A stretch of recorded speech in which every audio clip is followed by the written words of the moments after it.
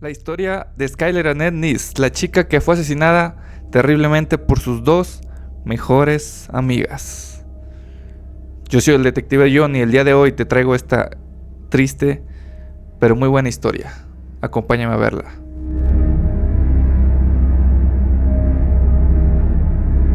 Ella era Skyler Annette Neese. Skyler nace un 10 de febrero de 1996 en Morgantown, West Virginia.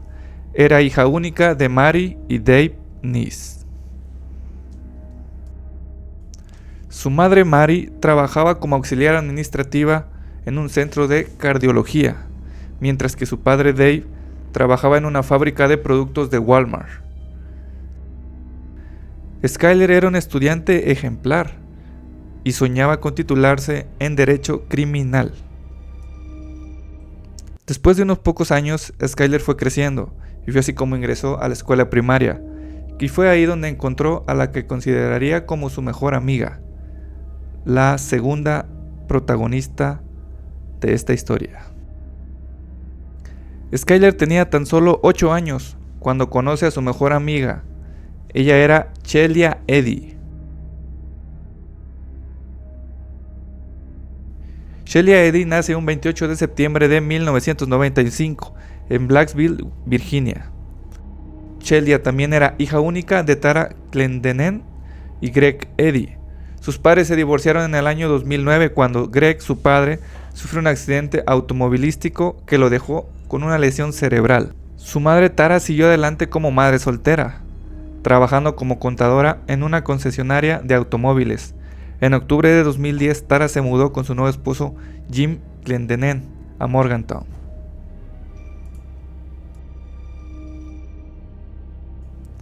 Según se comenta, ambas chicas conectaron desde el primer día.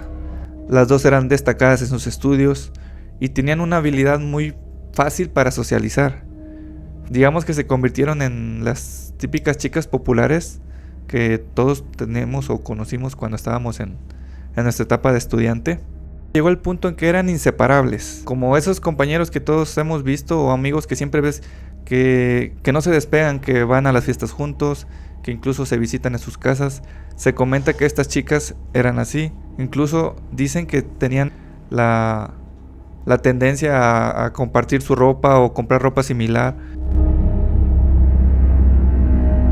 A medida que pasan los años, ambas chicas ingresan a la escuela secundaria. Y fue ahí donde todo empieza a cambiar, ya que conocen a la que sería la tercera protagonista de esta historia. Llega a sus vidas Rachel Choate. Rachel nace el 10 de junio de 1996 en Evansdale, una zona aledaña a Morgantown. Su familia provenía de una corriente religiosa muy fuerte. Sus padres son Rusty y Patricia Choate. Y al igual que Skyler y Shelia, Rachel también era hija única y una estudiante ejemplar. Tenía una enorme pasión por la danza y por el canto. Y fue así como se habían unido las tres chicas. Los compañeros mencionan que eran inseparables, que incluso las llegaban a nombrar como las tres mosqueteras, las chicas que nunca se separan, que van de un lado a otro, de esas de que van al baño y va toda la bolita junta. Pues así eran estas chicas. A simple vista parecía que todo estaba bien, ¿no? Que eran tres chicas que simplemente eran mejores amigas, que convivían, hacían la tarea juntas, incluso se quedaban ellas en casa de ellas mismas, de otras compañeras. Y ustedes se preguntarán, pero si eran tres chicas, eran las mejores amigas, ¿qué pasó? ¿Qué fue lo que nos llevó al final de esta historia, ¿no? De lo que sucedió. Pues igual, como todo nos ha tocado ver, siempre pasa algo que empieza a romper la amistad o por lo que se puede llegar a pelear. Supuestamente se comentan que Rachel y Shelia tendían a juntarse más ellas dos, apartando un poquito a Skyler, porque ambas habían compartido lo que eran los divorcios de sus familias. O sea, tanto Shelia como Rachel habían sufrido lo que era la separación de sus padres. Entonces, de cierta forma, ellas tendían a juntarse más por ese modo y llevarse mejor. Ahora, lo curioso de esta historia es que, como todos les comento que nos pudo haber llegado a pasar en nuestra época, que te peleabas con un amigo o algo, ellos ya estaban en las redes sociales. O sea, estas chicas empezaban a publicar todo. Quiero decir que si había una discusión por lo que quieras en su círculo entre ellas tres, pues empezaban a publicar algo en redes sociales, sobre todo en Twitter. Tendían mucho a compartir, por ejemplo, este tipo de tweets donde expresaban que había habido alguna molestia. A lo mejor no directamente, no decían con quién, pero los compañeros sabían y se podían dar cuenta de que había tensión, ¿no? Como en toda amistad. Y a pesar de esa tensión que se podía ver, o incluso hay pruebas, digamos, pues están los tweets y todo. A pesar de todo eso, estas chicas seguían manteniendo su amistad, seguían conviviendo. Conforme fueron creciendo, empiezan a volverse un poco más rebeldes, como todo adolescente que incluso yo o algunos de ustedes ha sido. Solían escaparse en las noches de sus casas para juntarse y hacer diversas cosas. Entre ellas, las chicas habían empezado a tomar, a fumar marihuana. Incluso podemos encontrar estas publicaciones, a ver si se las puedo poner por aquí, en las que ellas pues demostraban, ¿no?, lo que estaban viviendo. Les valía, como a todos nos ha pasado. Ahora, como les comento, con el paso del tiempo, la tensión entre las chicas empezaba a aumentar y se podría llegar a ver en todo lo que eran redes sociales, sobre todo en Twitter, cómo se estaba aumentando, ya digamos, subiendo el nivel de esa tensión que pasaban por sus problemas ellas. Uno de los tweets que aún podemos leer es el siguiente: eres una perra de dos caras y obviamente una estúpida si piensas que no me enteraría. O lástima que mis amigas hagan su vida sin mí. Fueron algunos de los tweets que Skyler publicó en la primavera del 2012. Nada del otro mundo, algo así como las típicas peleas de las chicas, como les comentaba, que todos hemos vivido. Y es así como con el paso del tiempo llegamos a la siguiente fecha: 5 de julio del 2012. Las chicas estaban de vacaciones. Skyler tenía un trabajo en Wendy's, un restaurante de comida rápida. Su turno terminaba a las 10 de la noche. Saliendo, siempre regresaba a su casa y se iba a dormir. Esa noche, como siempre, llegó a su casa, cenó, se despidió de sus padres: te quiero, papá, te quiero, mamá, y se fue a dormir como cualquier otro día. Sin embargo, el día siguiente Skyler ya no estaba. El 6 de julio del 2012, su habitación se encontraba vacía. Según comenta su padre Dave, él se dio cuenta cuando volvía a casa de su trabajo de Walmart. Al momento de regresar a casa, encontró la puerta del cuarto con llave, cosa que se le hizo muy rara. Menciona que comenzó a llamarla y Skyler no le respondía. Dave, su padre preocupado, decide llamarle a su esposa Mary y comentarle lo que estaba pasando. Ella le responde y le dice que no se preocupe, que probablemente esté con una amiga, que puede haber salido temprano de compras y que realmente pues no pasaba nada. Sin embargo, Dave, que seguía con la inquietud, decidió ver por la ventana de su cuarto y se dio cuenta que algo no estaba bien. Se encontró con un banquito que Skyler solía utilizar cuando se escapaba de noche con sus amigas, además de que la ventana se encontraba completamente abierta, lo cual podía indicar que su hija no se encontraba incluso desde la madrugada. Sin embargo, para no alarmarse, su esposa le dijo que esperaran un poco hasta las 4 de la tarde, ya que a esa hora Skyler tenía su turno en Wendy's, así que la llamarían ahí para ver si ésta había llegado. Para su sorpresa, el teléfono sonó antes que ellos realizaran la llamada. Un gerente de Wendy's llamó a su casa para saber si Skyler iba a asistir al trabajo, pero no, ella nunca llegó. Poco después llama a Shelia, la amiga de Skyler, y comienza a decirles que tenía que contarle la verdad de lo que sucedió en la noche. Shelia decía lo siguiente: nos escapamos en la noche. Comenta que ya en la noche ellas se habían mensajeado para que salieran a fumar marihuana. Dice que alrededor de las 11 de la noche la recogió en su auto junto con su amiga Rachel. Fueron a dar unas vueltas por un rato y después volvieron, pero que Skyler les pidió que por favor la dejaran en la esquina de la cuadra para que sus padres no la escucharan llegar a escondidas. Entonces eso hicieron y que fue la última vez que la habían visto.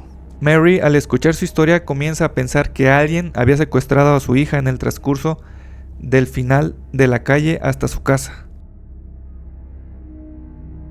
Dave realiza una llamada a la policía. I have a daughter that's 16 years old. Apparently she snuck out of her room last night and she hasn't been seen since. None of her friends can get a hold of her. I can't find her. What's her name? Skylar Neese.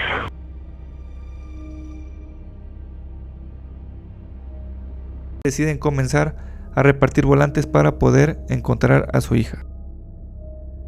Los padres deciden entregar volantes y empieza la búsqueda de Skylar.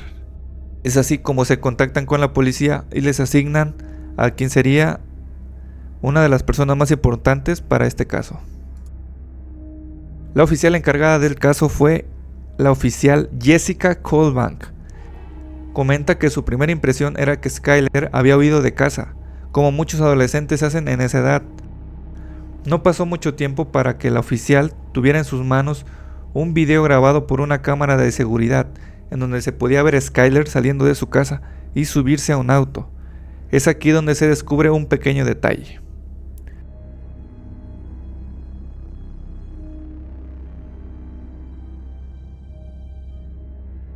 Según Celia, la habían dejado antes de la medianoche, pero en el video se veía a un auto color gris recoger a Skylar ya pasadas las 12:30 de la noche. Como ya se podrán imaginar, las imágenes del video no eran muy buenas en ese entonces. Su madre Mary tenía una teoría. Ella pensaba que Skylar había huido con las chicas, pero había vuelto y que nuevamente se había vuelto a escapar. Pero si eso era verdad, ¿con quién se había escapado? ¿Y de quién era ese auto que se podía ver aquí en el video que tenemos? Ahora, una cosa muy importante de este caso, que tengo que recalcarles muy bien. La policía no emitió una alerta Amber, ya que parecía que Skylar se había ido voluntariamente.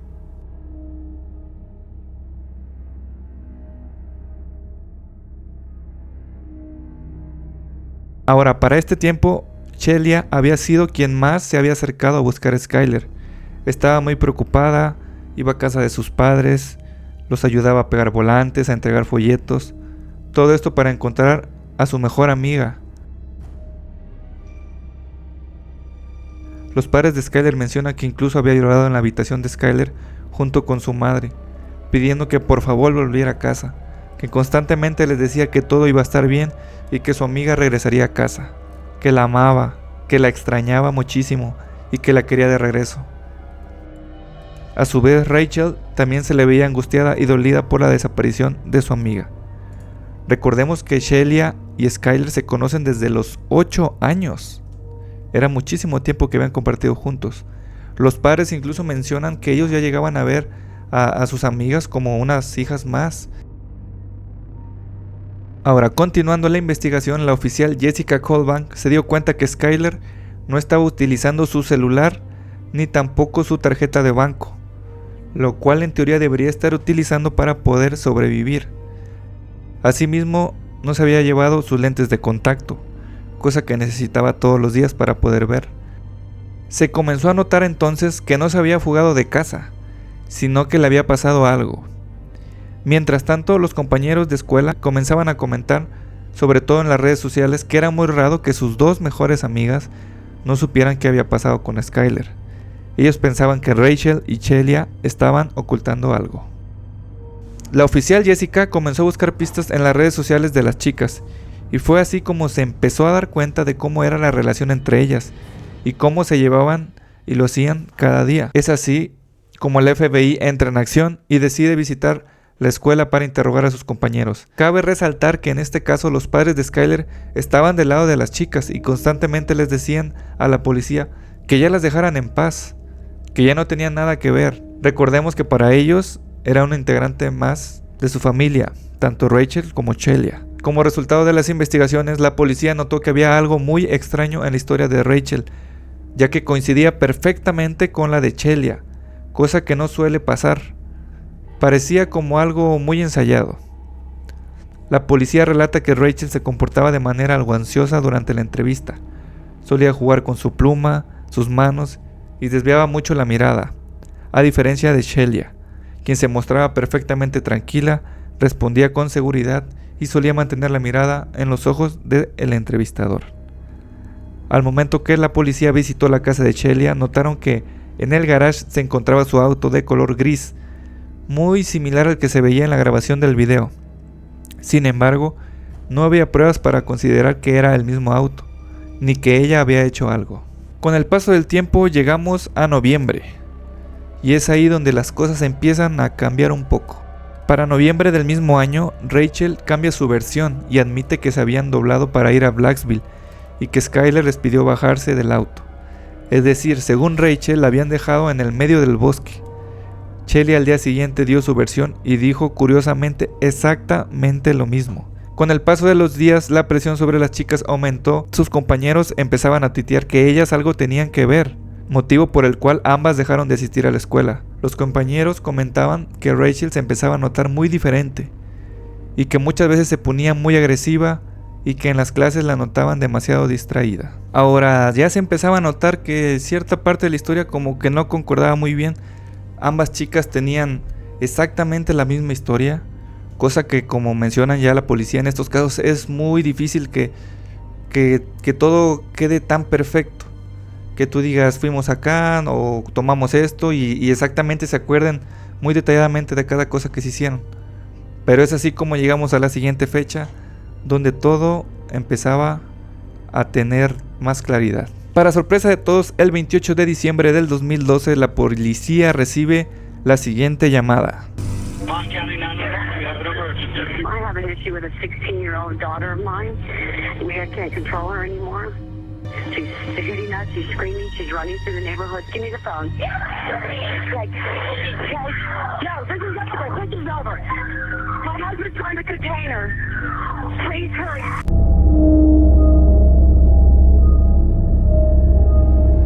Rachel había explotado. Había tenido un ataque, un colapso nervioso. En ese momento Rachel fue ingresada a un hospital psiquiátrico. A la vez, sus padres deciden contratar a un abogado para que cualquiera que quisiera hablar con Rachel primero tendría que hablar con su abogado. Esto más que nada para evitar que Shelia pudiera contactar a Rachel y pudiera evitar que hablara. Unos días después, Rachel decidió hablar finalmente con los investigadores y fue así como comenzaron a negociar la reducción de condena si Rachel les contaba la verdad. Pues como vimos, bien o mal, la conciencia de Rachel al fin de cuentas sobresale o le gana y es así como cae en este colapso nervioso y llega al tal punto ya de poder decir qué pasó, qué sucedió ese día en que Skyler ya no volvió a regresar a su casa. Ya en la sala con los policías, de acuerdo con uno de los oficiales, Rachel acercó el cesto de basura, pues parecía que estaba a punto de vomitar. La policía esperaba que le contara que había ocurrido algún accidente, ya fuera por drogas o sobredosis, y fue cuando Rachel confesó. Todos en la sala se quedaron en silencio. Les dijo lo siguiente: nosotras apuñalamos a Skyler. No fue un accidente, fue un asesinato.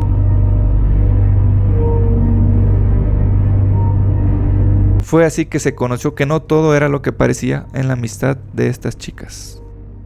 Rachel comenzó a desglosar toda la historia. Inició contando que incluso hacía ya unos meses atrás que planearon juntas el asesinato de Skyler. Comentó que de hecho algunos de sus compañeros lo habían escuchado hablar al respecto, pero que ellas decían que solo era una broma. Desde el inicio de esa noche ambas habían salido con todo preparado para cometer el asesinato. Las dos iban usando sudaderas, llenaron el auto con toallas de papel, ropa limpia, artículos de limpieza. Rachel había obtenido una pala de la residencia de su padre y lo metieron en la caja del auto. Y Shelia fue la encargada de proporcionar los cuchillos de cocina, mismos que guardaron en sus sudaderas. Se dice que convencieron a Skyler de salir y se dedicaron a conducir por más de una hora a un lugar oscuro más allá de Blacksville. Encontraron un lugar donde poder sentarse a platicar y fumar. Fue así que al momento de estar todos fuera del auto mencionan a Skyler, que se les olvidó el encendedor en el auto. Y fue así que Skyler se dirigió a traerlo. Mientras ella caminaba hacia el auto, ellas comienzan a decir a la de 3, 1, 2, 3, y ahí comenzaron a apuñalarla. Comentan que Skyler luchó duro por defenderse. Rachel comentó que las últimas palabras de Skyler fueron: ¿por qué? ¿Por qué? ¿Por qué? Eso fue todo lo que dijo. En un momento Rachel dejó de apuñalarla y fue ahí cuando Shelia comenzó a hacerlo más repetidamente.